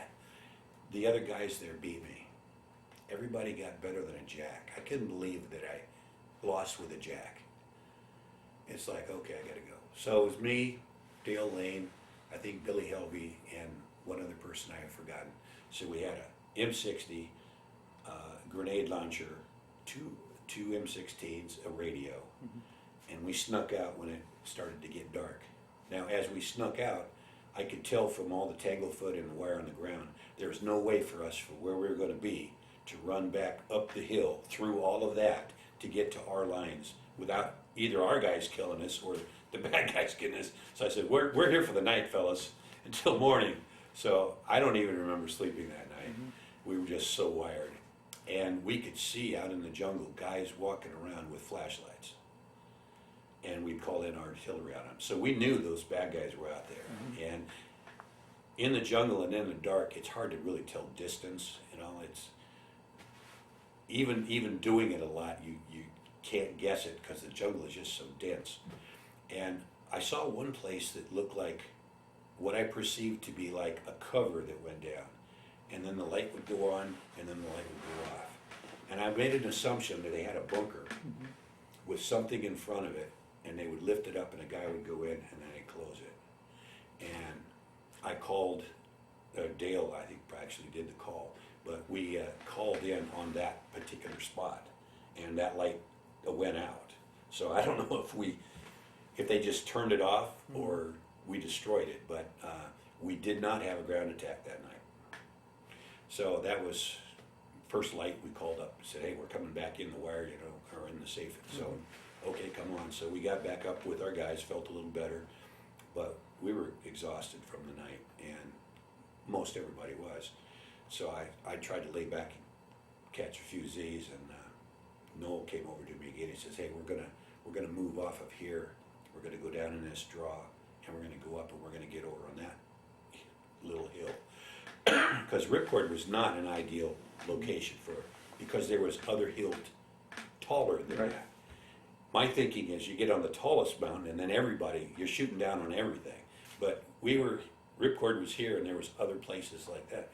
So we went over to there, and he said, you want to walk point for me? And I said, okay. So down I go. I get down toward the bottom of the hill, and there's kind of an open area where streams at some point run through there. There wasn't any water at the time. Some rocks and jungle. And then it starts to go up, and looking across, I could spot a bunker. And so we had these little funky radios, the receiver hooked on your helmet, on the side of your helmet, and then you had a little walkie-talkie thing, and you could say, hey, you know, and talk to somebody. So I called back and I said, send up a law, which is like a bazooka, a little short bazooka. I said, send up a law, I got a bunker up here I want to get rid of. So Lieutenant Noel brought it up, and he said, what do you got? I said, I got a bunker right there. So he looks, where? I said, right, see? Oh, okay. He said, well, you shoot it and I'll cover you. All right. So he had a 45 and an M16, John Wayne in it. Mhm. And I got behind a tree, I pulled it out, did all the stuff, got behind a tree, and I came out, shot it, went across, went right in the bunker, destroyed it. He takes off running. I'm going like, well, if he's going, I guess I'm going, so I'm running with my M16. We get over there, nobody was in it. Mhm. And we didn't get any fire or anything. It was like, okay, good, we got to cross there, safe. Called everybody, start making it, and I go up the hill on the other side. So I'm not taking any trails because I know if you take trails, they can be booby trapped. So if you go virgin territory, you're most likely not going to run into any kind of mines or anything else. So I cut a trail up, got up to look over the top, and there's a GI helmet laying up there with a bullet hole through it. It was been there a while. And I went like, wow, somebody's been here before. And they didn't have a nice day. So I'm real careful, and we got up there, came across, looked, we checked the whole area out, nothing, but we found some area where somebody had been cooking something. They must have had like a trail watcher up there, just somebody spotting and seeing what we were doing, who had taken off. And so we came up on there, and then we spent a few days out in that area just looking for bad guys. Part of the company was off in another area. Some of the company stayed on Ripcord. We did a bunch of scouting. And then they told us that there was apparently a lot of activity and bad guys in the area, and they wanted to pull us out. And then they were going to do some bombing or something, and then we'll come back on another day. So I don't remember, I could look it up, but we were out there 3 or 4 days, and then we were pulled out. And then on April 1st, April Fool's Day, which I thought was a great day to do it, they decided that now it's Bravo Company's turn. Alpha Company went in first. Okay. Now we'll send in Bravo. So did you have any sense of why they didn't just stay on Ripcord when they pulled you out? Because that's the middle of March, because you go, like March 12th, I think, is when they make the first landing. On the 12th is the day Yeah, we went in. yeah, and, so, and you're gone a few days later, but was the base under fire, or? They just, from what we trickled down, again, the higher ups are gonna have Yeah. a different outlook than we do. You know, what we get is filtered down to our level. Mhm. But the word that we got was there was a lot of activity in the area, and that they decided that through whatever means that they had, if there was little teams out there looking, or if they had some kind of devices that they were using, because I know they had a lot of electronic stuff out there that sometimes worked, sometimes didn't. They decided to bomb areas where they thought there was bad guys. Eliminate that, and then come back in, and then maybe we won't have any issues. Right, okay. All right? In any case, you're pulled out. Right, so we're taken out, and I don't even remember where we went, but we went back in the jungle somewhere. And then on the 1st, they said, okay, it's Bravo's turn. They're gonna go back into where you landed on the 12th. Okay, fine, it should be great. Bravo Company goes in. It wasn't great. It was probably worse than it was the first time.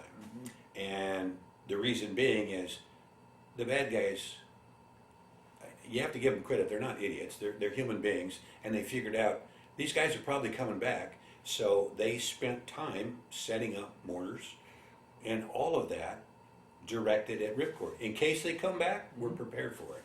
If they don't, if they go somewhere else, well then, so what? So they were ready for a reassertion. So Bravo comes in, and they start getting hammered, and they're taking casualties, and they're losing more than we ever did, because we had 2 guys killed, and I don't remember how many were wounded on the 12th, but we lost an officer and an RTO, Daniel Heater. My name's Heath, and he was Heater, so our names were very similar. And are you Heath or Heater? Oh, okay. But Daniel got wounded, and then he died after that. And so we had two casualties. Bravo was taking more casualties than that, and more wounded. And unbeknownst to us, they also brought in the Echo guys from the Echo Company in, which It's not me. It's okay. Yeah. which became important later. But at that point, we didn't know they were up there. So while we were hearing all of this, they called and said, Alpha, you guys are gonna be reinserted, but not on Ripcord. You're gonna go back to that hill that I had walked up on, and we're gonna reinsert you there, and you'll be a little higher, and you can go around and knock out these mortars and people that are shooting down on Ripcord. So that was our mission. So we came in on kind of low on one side, offloaded, got on the ground. I don't really remember that we were under any kind of major fighting at that point, but we kind of snuck in and established our area, and then sent out patrols and all that to find where these mortars were coming from, directing the aircraft to blow them up, and the artillery and such, to relieve the pressure on Ripcord. And then my friend Randy Baldwin, which we called Baldy because he was starting to lose his hair at 20 years old. So Randy, he got wounded in his foot. So a helicopter came in, a medevac came in to pick him up. We threw him on the chopper. He hobbled on. He's waving by. Chopper took off, and when he took off, his rotor blade hit a tree. And bang, bang, bang, bang, bang. It sounded like a machine gun for a moment. I was like, oh, what? But it was him hitting this, and it damaged the helicopter blade. He took off, trying to get air and so forth. He realized he wasn't going to be able to fly out of there, so he circled around and went and landed on Ripcord with a damaged helicopter. Now, Baldy is like, bye, I'm going back to get my foot fixed, see you guys later. Now he's on Ripcord, and it's worse there than it is here.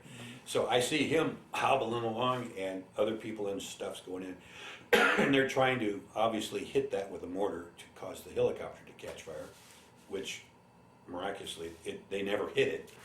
But they're still taking all this damage. The day's going on. We're doing that. We're fighting. They're fighting. They're hiding. They're doing all these things. It's getting close to nightfall, and they say, we don't want Bravo Company to stay on that hill. Let's take them off of there and bring them back to Alpha's location and relieve that area. So again, they asked me, well, you know the way. So me and I think I don't remember if it was 3 or 4 other of us, we took off down the side of the hill and went down to the ravine between the two areas where the hills came together, a little like a saddle there, and waited until it was dusk, called up Bravo, said, Bravo, we're in place. Has anybody left the top of the mountain? They said, no, negative. We're getting ready to go. We've got some wounded, we got some dead.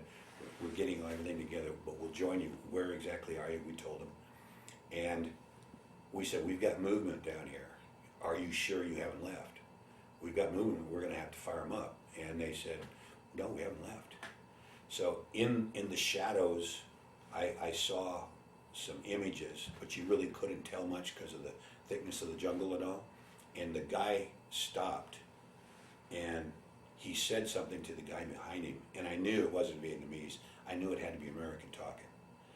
And we had Curry was our kind of universal code word, so we yelled, Curry, and he yelled Curry back, get over here. So it turned out it was Doc Speed who was walking.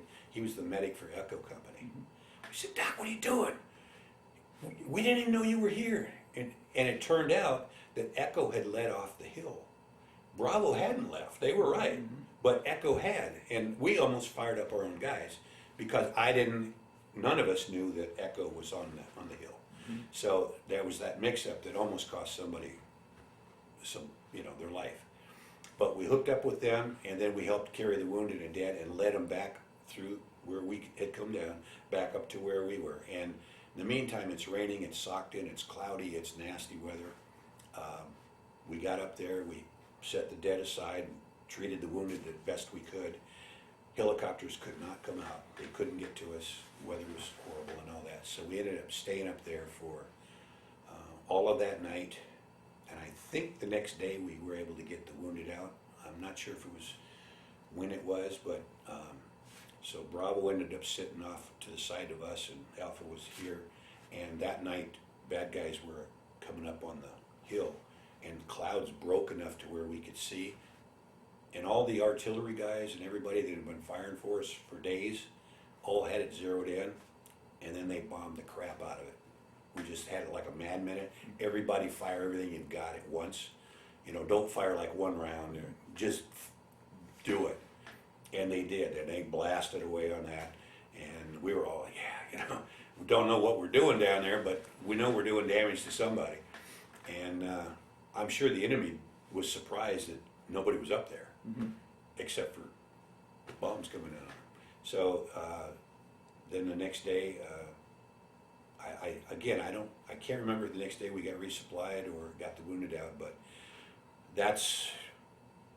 after that we got pulled out again. Everybody left the field, and that's when they decided they're going to get some time out. I think we got to go to Eagle Beach and just emotionally and physically get a little sleep and drink a few beers and relax. And then they made a decision to go back again, obviously, and it was going to be Charlie Company the next time. Okay. Now, to back up to this part where Bravo comes off, in some of the Bravo Company accounts, they talk about how there wasn't any food. And the first company they joined didn't give them food. Actually, I think it was Captain Burkhart was your captain at that point. Yeah, because he's recorded. He gave them in his diary, 6 cases of lurk rations, I guess, something. They did share some food. It just didn't go very far. Were you low on food yourself at that point? You see, the way the military set it up was a C ration case had 12 meals in it. So theoretically, that's 3 meals a day for 4 days. But we never ate that much. In the jungle, you just never ate that much. And so what was 4 days could last longer than that, because we couldn't always get resupplied every 4 days. We just, circumstances didn't allow it. So we always had extra food, but we never had a ton of food anyway. So I don't remember that being an issue, not with me personally. Yeah. Now, command might have been talking to one another about this and that, but all of us would have gone out with the same stuff at the same time. I mean, when Bravo went out, they had whatever they carried as food, the same as we would have. Right. So it's not like we would have had surplus. We would have had what they had, and if they were out, we were probably out. You know what I'm saying? Yeah. So, I mean, if Bravo said that, I'm sorry that they felt that way, but there's many days that we, in general, didn't have any food to eat. We'd have like maybe one little can of peanut butter for the whole day, or one of those little cheese cans. So, yeah, I mean, there was times back in the November, December, when it rained on us every single day and couldn't fly, I thought about eating a belt if it was made out of leather. You know, I mean, that's how hungry we would be. I can remember sitting there talking as a little group, huddled around a can of, with a heat tab in it, trying to get warm, and it's raining and it's horrible. And you'd have 3 or 4 guys together in the jungle, hiding, and be whispering to each other, and you say, okay, you know, let's talk about something, but don't talk about food. And you'd say, okay, what kind of car are you gonna get when you get home? And a guy'd say, man, I'm gonna get me a GTO. I'm gonna get it in candy apple red. You know, like those candy apples you get at the county fair? And they're so good. And then it's like, dude, you're talking about food again. Shut up. So, you know, it was just on your mind. And so there was many a days where I went over 196 pounds of muscle at 6'2". I was in great shape. I came back, I weighed 146. I lost 50 pounds in a jungle in a year. And I couldn't believe how skinny I was when I came home. I mean, I didn't feel bad, but I didn't look that good. And I know when they gave me my Class A uniform, and you know, the Army has a belt that goes around with a brass buckle, and you cut off the belt so that there's no extra, because it had to be brass on brass and all. So that had to fit you just perfect, right? I have that belt, and it's like a headband now. I can't believe my stomach was that little, you know. But yeah, there was times where we were absolutely starving out there, and even one time we tried to shoot a bird with a grenade launcher with buckshot in it, and it just blew the bird out. So. All right. So now you've gone back. So after that second try record, you've gone back again. Yes. Now at a certain point in your career, you switched jobs again, right? go from Alpha Company into headquarters, or? Okay, so after that, and we went to Eagle Beach. Mhm. Lieutenant Noel came to me and he said, I got a rear job for you. I said, what? And he said, yeah, I've got either in supply or in mess hall. I can get you out of the field. You've been out here more than 6 months. You know, you're good to go. Appreciate what you did. And I'm thinking like, well, I didn't see that coming. Mm-hmm.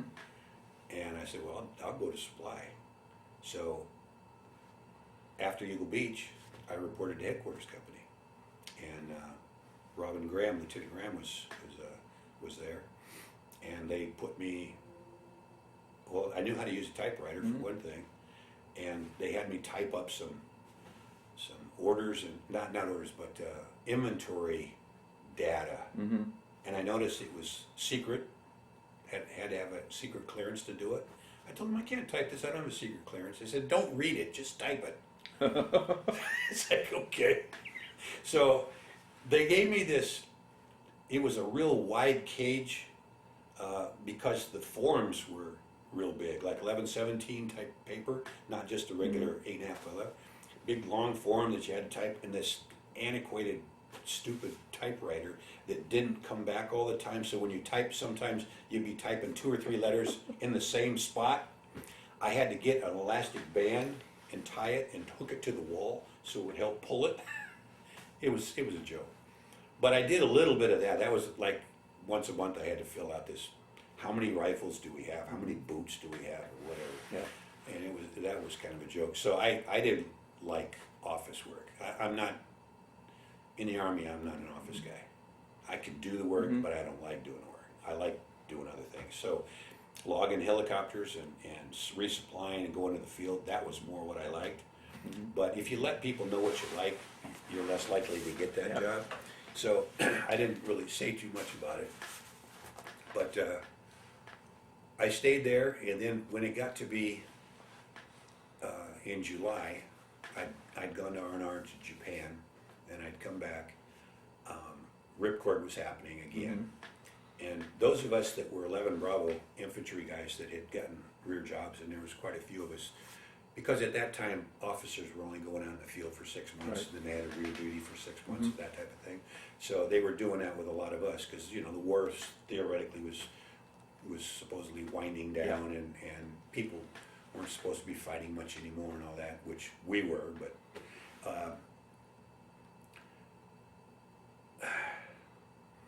Train of thought. Well, you were talking about how you were Oh, I know. fighting him. So then going out to Fire Base Ripcord, they wanted 11 Bravo guys to become like a strike force or whatever you wanted to call it, in reserves basically, reinforcements to go out and help. So we had 3 loads of Huey with guys on it, with just our fighting gear, helmet, guns, you know, ammo, that type of stuff. And they sent us out on the 21st of July, which was my brother's birthday. And I was praying that I didn't get killed on the 21st, which would have ruined his whole thing. We flew out, and we were taking so much fire from 51 cals and other things on the choppers, they couldn't land. We came back. Then we went back out around noontime, somewhere in the midday, tried to land, couldn't get in again, too much fire. So then we came back a 3rd time, and it was getting dark. And if I remember correctly, the chopper pilots turned off their flashing lights or something, so they weren't as visible in the air. I mean, obviously you could hear them, but you may not be able to see them as well. And they were trying to sneak us in, and we came in the dark, jumped out, they took off, and we were then on the ground on the 21st. And they just said, find a bunker to stay in, and then, you know, basically more people on the force support of defending the base. But at the same time, we were trained to do other things as well. And on the 22nd, the following day, it was discussed at some level that they were going to close the base. So our mission then went from just being on guard duty to let's get all the gear, put it in cargo nets or hook it up to cables and such so that it can all be airlifted out of here. Because with the weather the way it is, the wind, the rain, the cloud level, all of that. It was not a fire base that was ever designed to be open 24/7 year round. It was something that was use it during the fighting season and then get out of there. So they said, let's get out of there. So that's what we did. In the meantime, mortar rounds and rockets, whatever was coming in, you just try to dodge the best you could. Worked all night, and then first thing in the morning on the 23rd, there was a line of Chinooks coming in and hooking them up, flying the stuff out. And that's when I realized, wow, I guess the equipment's more important than us. You know, it's harder to replace a howitzer than it is just draft a bunch of guys and send them over here. So anyway, they got all the gear and everything that we netted up, including the guys' rucksacks and everything, so they just had their fighting gears and so forth. Mortar teams, all those guys got out, and it was just left with the infantry as the support. And then the lieutenant colonel, Lucas and Tanner came out, and that's the XO and the commander, and they came out and they were trying to, I guess, route us on or direct traffic or whatever they felt that they needed to do there. And as the people were leaving and the group got smaller and smaller, they were deciding who would go, so that everybody didn't try and leave at the same time. It's like, okay, you guys go first, you guys go second, and so forth.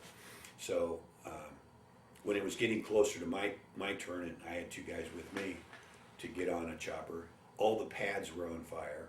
The base was really destroyed at that point. So the helicopters couldn't really land anywhere. They had to kind of hover over what bunkers were still available to climb up on to get a little height, and they'd come in and you jump in. They started playing games in that they were smart. They didn't want to get blown up. So if you're here and you want to drop a mortar there, you know how much time it takes. So you, as the bad guy, sees a helicopter coming in, you think, okay, he's like 15 seconds away, so I'll drop it now. That way this will land when he's landing. You know, they're playing games. Chopper pilots are coming in like they're going to land, and then they take off and they land over here or do their, you know what I'm saying? Everybody's playing games trying to survive. And so when you think your chopper's going to come in, well, he didn't come in.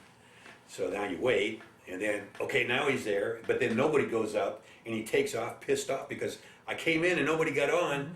So it was kind of confusion, but it was organized chaos, and it was working. So I'm looking down at where I'm going to go, and there's a little pathway, mortar, what had been a mortar pit. There was a guy in there just getting rid of the last few rounds that they had, blasting them out. Behind him on this side was a command bunker, and Lucas and Tanner were standing there. And I was looking at them going like, why are you guys standing out here watching this guy shoot rounds and whatever? And in comes a 120 rocket. And there was a third soldier who I didn't see him because he was off to the side. That round came in and hit all three of them. And when the XO went up and he hit the ground, I knew he was gone. Lucas was badly damaged, and we ran over that way to see if we could do anything, and they were in bad shape. And some other medics or doctor or somebody came out and took control of them, and they said, when the choppers just go, we'll get them. And it was like, oh man, that was tough, you know, to lose your commanders. And we had been so lucky because of all the hundreds and probably thousands of incoming rounds, it hadn't wounded and killed that many compared to, you know, what it could have been. Yeah. They were just landing in spots that somebody wasn't there. Although, you know, we took casualties, but the number I would have guessed would have been much greater than it was. They did lose a Chinook that day that crashed down on there, and it crashed on a bunker I was in, which I got out of real quick. But yeah, it was a mess, but it was organized in the sense that everybody knew that we were going to get out of there, and we knew that the choppers were going to not leave us. and they were doing their job, we had to do our job, and when I finally got on my chopper with my guys, we jumped on, the guy took off, started, you know, the choppers, they kind of go down to get some airspeed, and then they can take off and go, and as we're going, the door gunners that typically are doing all the fighting, you know, shooting with the 60s and all, out of the side, they usually don't want us to shoot out the doors.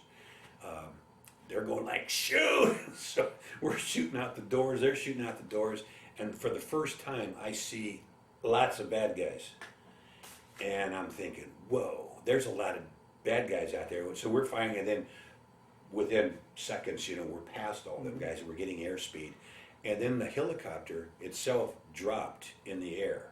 I didn't feel like impact, but it lost altitude and dropped. And we all like, whoa, what the heck? And I'm looking at the pilot and the co-pilot, and they're tapping on gauges and whatever.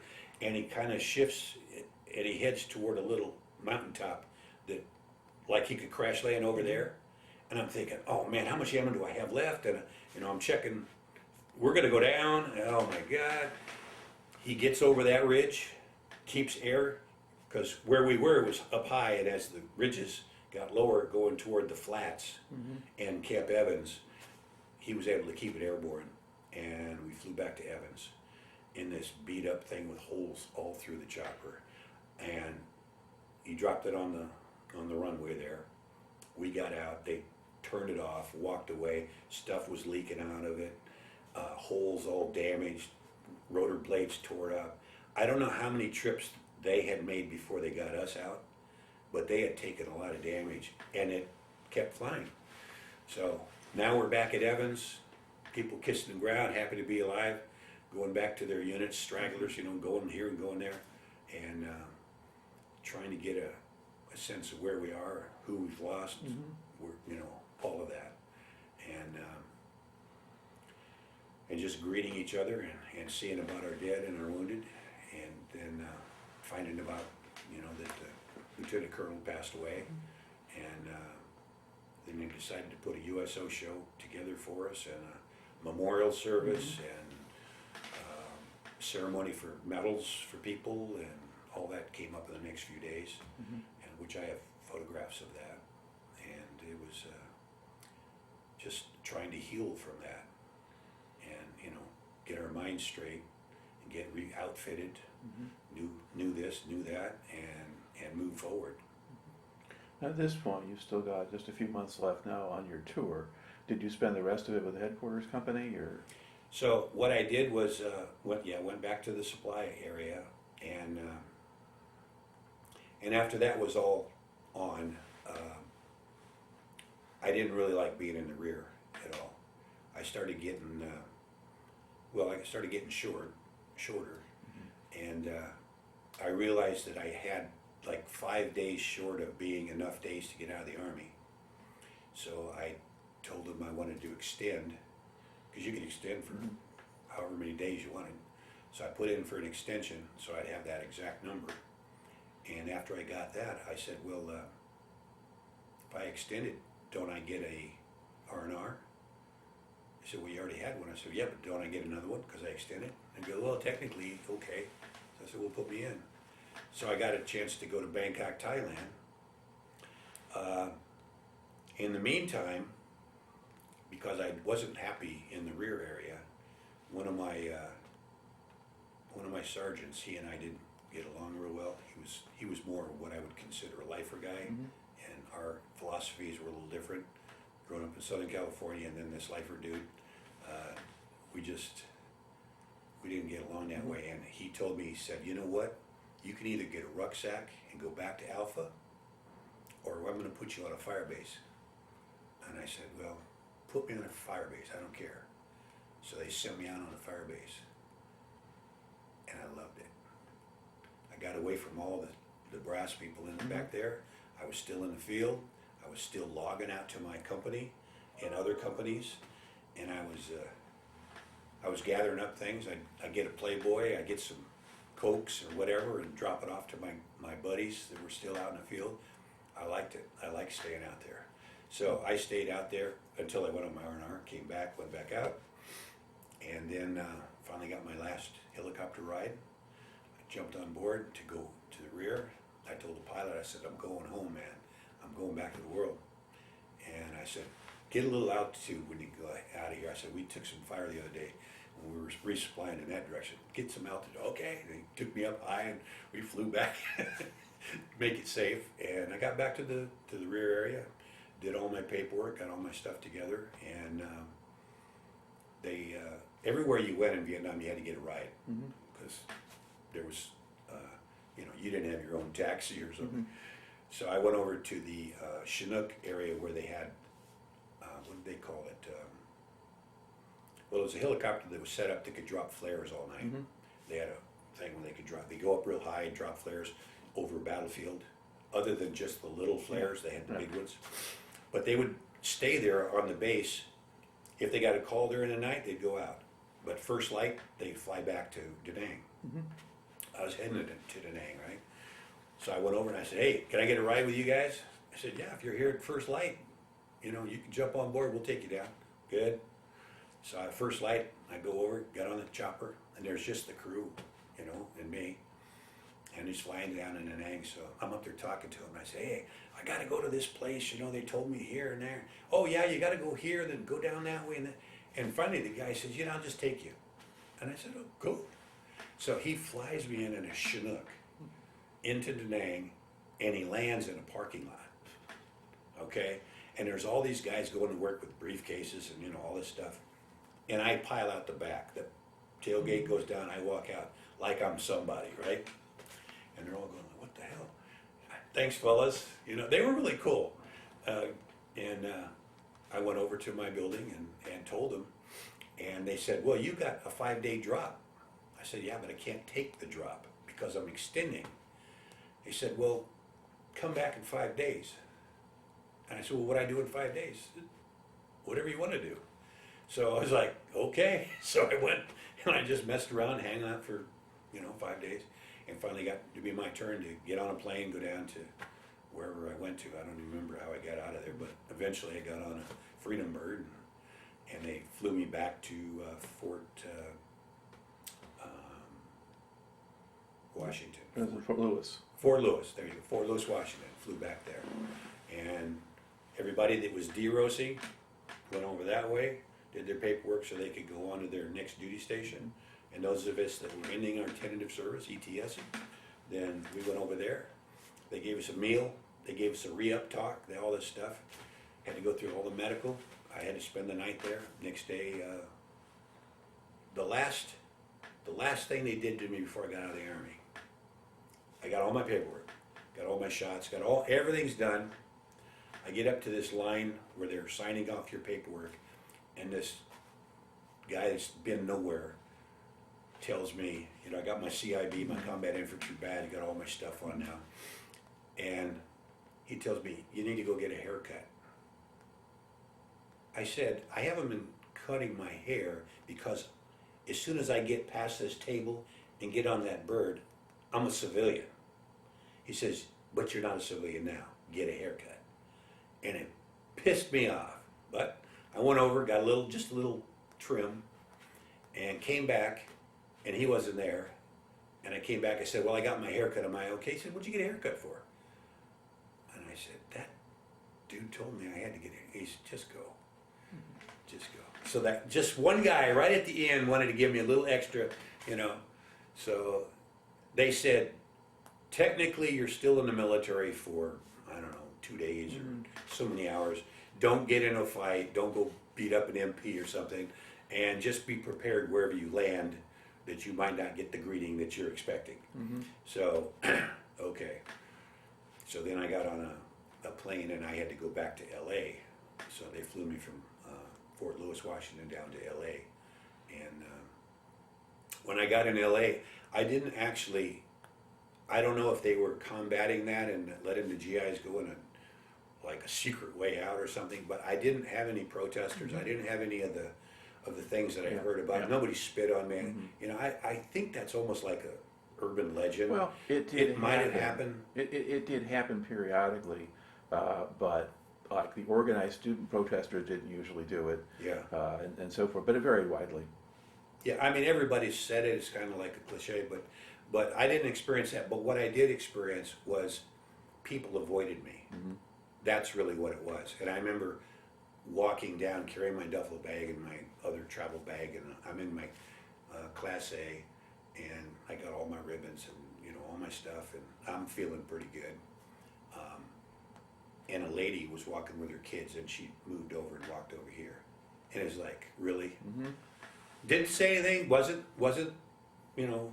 anything that she said. It's just that it was like, really? That's the way you're gonna treat me? Not like, oh, hi, or. So I walked down, and I just hired they had a little small plane that ran from LA to Riverside, because there's a little community airport there.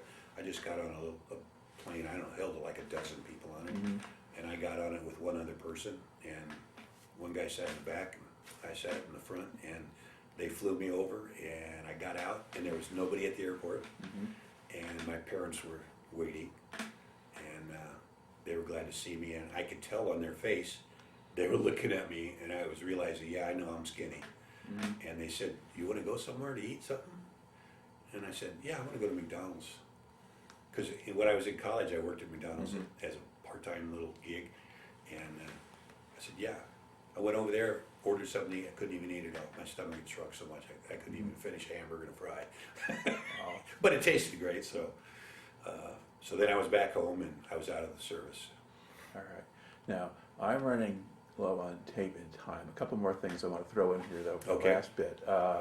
There are stereotypes about Vietnam, especially in rear areas, and one of them is there was a lot of drug use going on. Did you notice much of that? Yeah. Drug use, from what I saw, was something that happened a lot more in the rear area. Because you could hide it, it was kind of known that it happened. You could go into the little village that was next to Camp Evans was Phuong Dien, and you could buy 20-roll joints already done for $2 or something, nothing.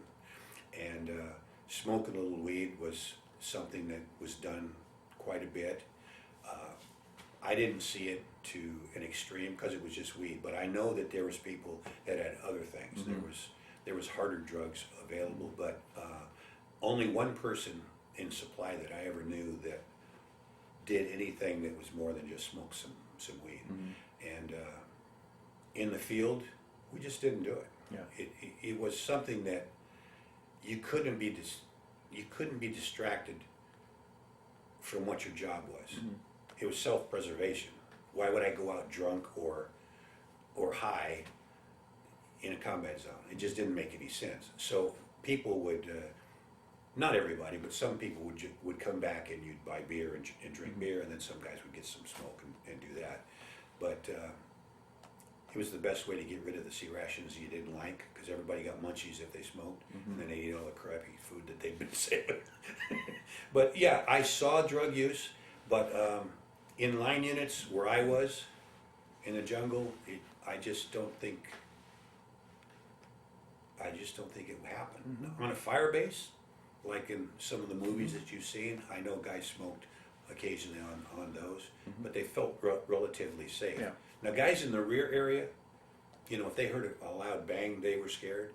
To us, it was like being home. So, degrees of safety and in your own mind, some people on the fire base felt very safe out there compared to the jungle, and so they maybe didn't mind it. But okay, so we get you back home, and you're out of the Army at this point. Try to become a civilian again. Okay, and was readjusting to being civilian a challenge? It was yes and no. I was able to put a lot of it behind me. 6 months after I got home, I got married, and I'm still married to her, almost 52 years now. And she was a huge influence on me becoming less crazy. And I know I did a lot of things because of the adrenaline high, and motorcycle racing, and stuff that I did that was kind of stupid, but it was fun. I broke my foot doing some of that stuff. But I got damaged more after I got home from Vietnam than I did when I was in Vietnam. But Yeah, I did a lot of crazy things that way, and trying to get back into civilian life, it just became like you just don't tell anybody, Mm-hmm. and then you don't have to deal with it. And I got a good job, and I started working, and things went pretty good.